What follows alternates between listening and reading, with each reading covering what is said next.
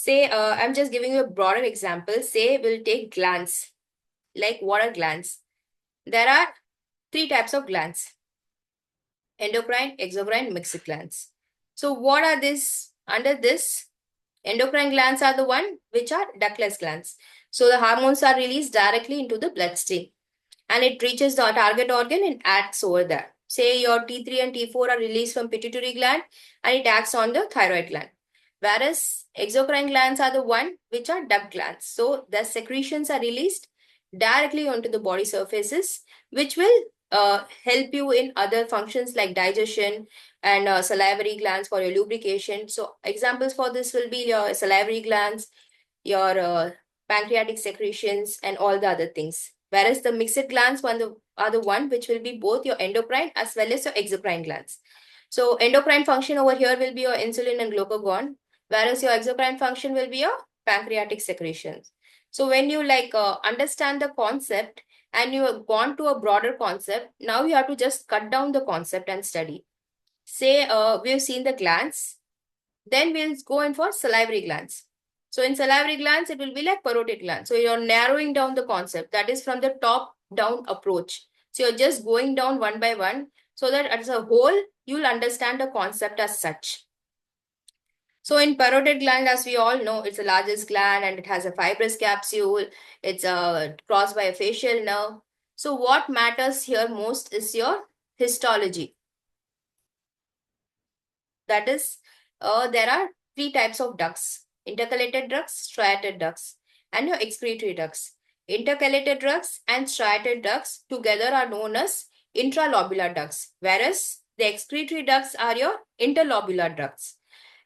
So these together form your excretory duct, and after which it forms this Stenson duct, which opens towards your opposite to your second molar in the oral cavity.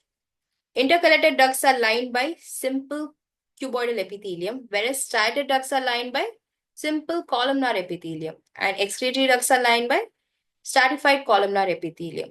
So when you compile and study, you will know what epithelium is for which, and after which you will tend to remember more, or else it will become like just gone in and gone out as such. Next important thing over here will be your acini. So the diagram, say first A diagram is actually your mucus acini, whereas the B diagram is your serous acini.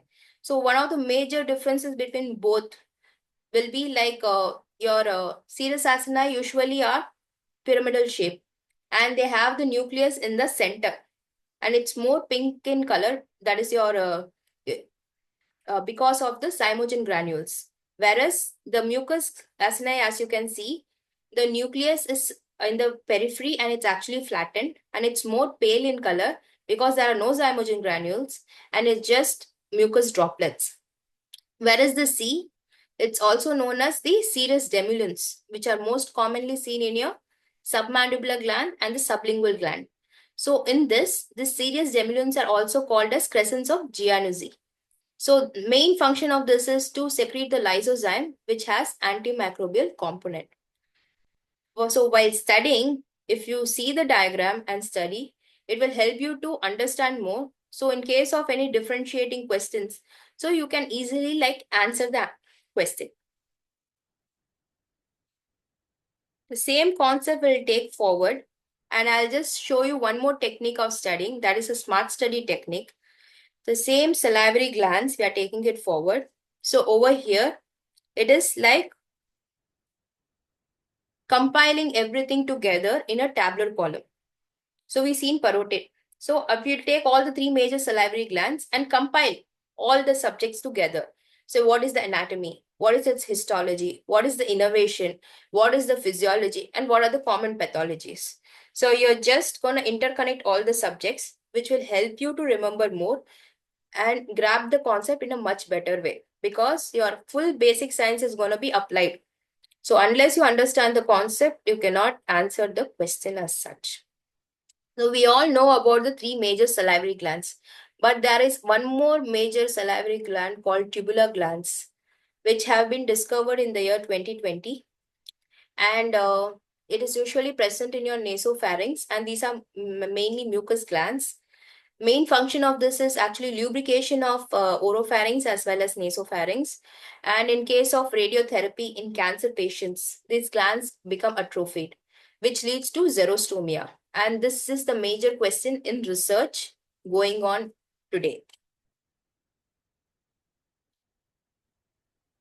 So I've just shown you like how to compile a smart study table and like how you can interconnect the subjects and study. Simultaneously, how you can actually interconnect your oral health with general health. So that becomes the base of your general medicine as such. So here I'm giving you an example of like how diabetes is like your general health. Diabetes can affect your oral health.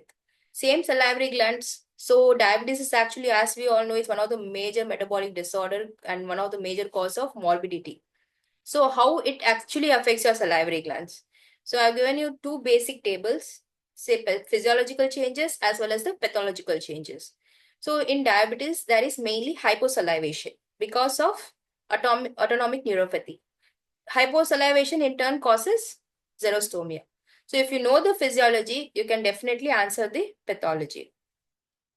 And as we know, there is increased blood glucose level in the bloodstream. So there is also increased glucose level in saliva, which causes lead to many infections. And similarly, this oral infection is can cause the major cause of your periodontitis and all the other oral diseases.